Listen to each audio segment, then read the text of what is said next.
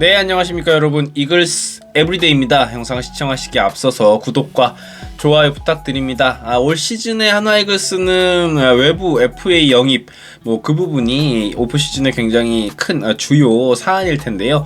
거기에 앞서서 한화 이글스는 집도끼 단속도 해야 됩니다. 내부 FA도 단속을 해야 되는 상황인데 사실은 FA가 많지는 않아요. 정우람 선수와 장민재 선수가 이제 자격을 얻게 되는데 아무래도 정우람 선수가 FA를 선언하기는 조금 힘들 것이다 라고 봤을 때 장민재 선수 한 명 정도 생각할 수 있을 것 같은데, 장민재 선수가 최근에 이제 본인은 FA를 선언할 것이다 라고 이야기를 했습니다. 당연한 권리 행사이고요. 장민재 선수 같은 경우에는 2010년 시즌에 데뷔를 해서 내년 시즌이 34살 시즌이 됩니다. 그래서 이제 14년간 한화 이글스를 지켜온 프랜차이즈라고 할 수 있을 것입니다. 사실 이제 장민재 선수 하면 유명한 장면, 이제 모자를 벗었을 때 숙연해졌던 그 모습이죠. 사실 제가 할 말은 아닙니다. 저도 이제 상태가 좋지는 않아가지고. 그렇지만 어쨌거나 야구 내적인 부분보다는 이제 그 부분이 좀 유명해져서 장민재 선수가 좀 이름을 알리기도 했는데, 최근에는 이제 의학적 힘을 빌려서 좀 이제 숱이 많아진 모습 굉장히 부럽게 생각을 하고 있는데 잡설이 길었습니다. 자, 장민재 선수의 통산 성적 한번 살펴보도록 하겠습니다. 장민재 선수는 통산 287경기에 나왔고요. 751과 3분의 1이닝을 14년에 걸쳐서 소화를 해냈습니다. 총 34승입니다. 어떻게 보면 좀 초라한 승수죠. 그리고 53패를 기록을 했습니다. 승률로 따지면 한 3할 7푼 정도 승률을 기록을 했고요. 평균 자책점 통산 5.19였습니다. 선발 출장한 경기는 287경기 중에 113경기, 그러니까 절반 이하가 이제 선발 출전, 즉 이제 불펜으로 나온 경기가 더 많았다라는 부분이죠. 통산 탈삼진은 507개, 그러니까 751이닝을 소화를 했으니까 9이닝당으로 따지면은 한 6개 남짓이라고 보면 될 것 같대요. 피홈런은 97개를 맞았고요. 볼넷은 283개를 내주었던 장민재 선수입니다. 가장 좋았던 커리어 하이 시즌은 개인적으로 2016 시즌을 꼽아봤는데요. 119와 3분의 1이닝을 소화를 했고요.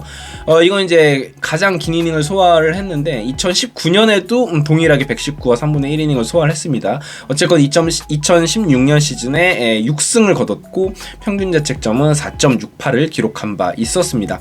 장민재 선수의 FA 권리는 사실 이제 당연한 수순이에요. 평생 FA가 조금 이제 운이 시기적으로 잘 맞아떨어지는 선수들은 한 3차례 정도 FA를 하는 선수들도 있는데, 장민재 같은 경우에 사실은 이번이 마지막일 확률이 굉장히 높잖아요. 이 선수가 화려한 커리어를 보낸 것은 아니지만 자격이 주어졌을 때, 그리고 이제 우한 투수로서 선발 투수로서의 어떤 가치도 어느 정도는 검증이 되었다라는 부분을 봐서 검증이 되었다는 표현이 조금 어울리진 않는 것 같고, 어쨌건 가능성을 보여줬다라는 측면에서는 장민재 선수가 이제 FA를 권리를 행사를 하게 되었고, 물론 확정은 아니지만 어쨌건 그 계약에 관련된 부분은 에이전트를 적극적으로 이제 따르겠다, 에이전트에게 맡기겠다라는 뜻을 보여줬습니다. 자, 연평균으로 따져보면은 장민재 선수가 1년에 2.4승 정도예요. 굉장히 적은 승수고 53.6이닝 정도, 53과 3분의 2이닝 정도를 이제 소화했다고 보시면 되고요. 사실은 굉장히 초라합니다. 최근 3년으로 범위를 가져와도 평균 75이닝 1년에, 최근 3년간 2021, 22, 23 시즌 봤을 때 말이죠. 탈삼진은 연간 49.6탈삼진, 그러니까 9이닝당 6개가 조금 안 되는 수치죠.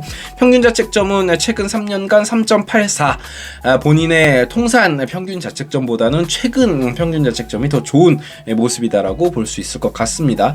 평균 구속을 한번 살펴보도록 하겠습니다. 장민재 선수의 평균 구속은 2021년에 136.8km, 작년 시즌이 136.9km, 거의 비슷했죠. 그런데 올 시즌에 조금 떨어졌어요. 135.9km.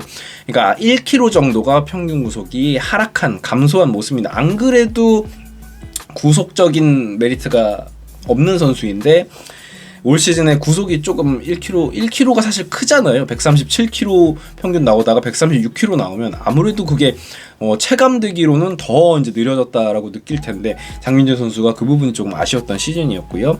장민재 선수 하면은 이제 스플리터죠. 포크볼이라고 보통 부르는 이제 스플리터 구종의 헛스윙 비율이 52.8% 굉장히 높은 수준입니다. 그런데 문제는 뭐냐면 페스트볼 헛스윙률이 39.1%예요. 그러니까 페스트볼 헛스윙률이 너무 낮습니다. 그러니까 페스트볼이 왔을 때 타자들이 컨택하는 비중이 사실 장민재 선수의 페스트볼이 가장 높은 수준이에요. 리그 전체적으로 봤을 때 높아도 이건 너무 높습니다. 아무리 포크볼이 스플리터가 좋다고 하더라도 페스트볼이 이렇게 맞아 나간다면 사실 타자 입장에서는 공을 보고 칠 수 있는 수준의 어떤 스피드이기 때문에 그런 부분이 장민재 선수에게는 어쩔 수 없는 이제 한계점으로 다가올 수밖에 없다고 생각합니다. 이 장민재 선수를 저는 개인적으로 뭐 하나이글스 팬이 장민재 선수를 싫어할 이유 있나요? 사랑하죠. 사랑하지만 솔직히 말씀드려서 FA 시장에서의 가치는 많이 떨어진다라고 생각합니다. 특히나 타 팀이 볼 때는 말이죠. 단 한 번도 규정 이닝을 소화한 적이 없습니다. 아까 말씀드렸듯이 커리어 하이 이닝 소화가 119.1이닝이었고요.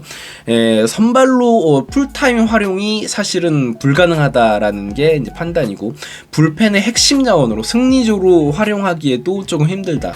그리고 또 우완 투수의 구속도 느리기 때문에 여러모로 봤을 때는 포크볼, 스플리터가 좋다. 그리고 제구가 굉장히 안정된 선수다라는 것을 제외하면 사실은 메리트가 없는 것이 사실입니다. 그나마 장민재 선수는 C등급일 확률이 높다라는 정도의 메리트밖에 없다라고 개인적으로 생각을 해요. 저는 한화이글스에서는 장민재 선수를 좀 잡아야 된다라는 입장인데 그것은 뭐냐면 적정 가격은 3년에서 10억 혹은 12억 정도.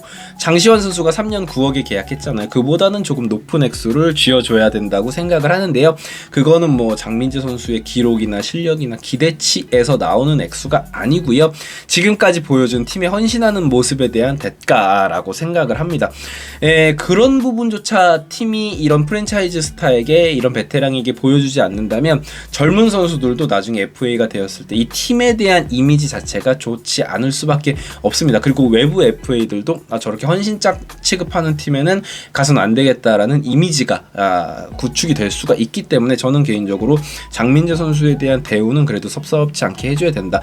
물론 이거보다 만약에 아까 제가 제시했던 금액보다 더 높은 오버페이를 할 경우에는 그건 좀 옳지 않다라고 생각하고요. 왜냐면 이제 시장 밖으로 나갔을 때 그렇게 가치가 있는 선수는 사실 아니기 때문에.